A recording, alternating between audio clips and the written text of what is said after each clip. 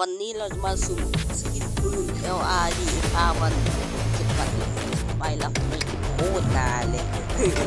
โคตรนานมาเราจะมาสุ่มกันเราจะกด10 ครั้งขอให้มันดบของดี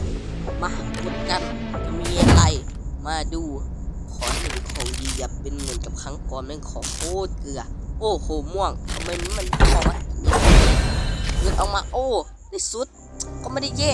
สุดก็ใส่ได้อยู่เรียกว่าแย่ก็ไม่ได้เรียกว่าใช้ได้อยู่เธอได้ M249 แล้วก็เสถียรเป็นเกลือเกลือมาดูกันสูตรได้อะไรไหมวะอ๋อแลกสุดนี้ได้อยู่แลกเกาะได้อยู่ มาเราแลกกันแล้วตอนนี้ผมแลกไปแล้วผมพูดซาๆแล้วเราจะไปแต่งตัวกันเราได้สุดใหม่เราจะมาใส่กันรอโหลดสวัสดี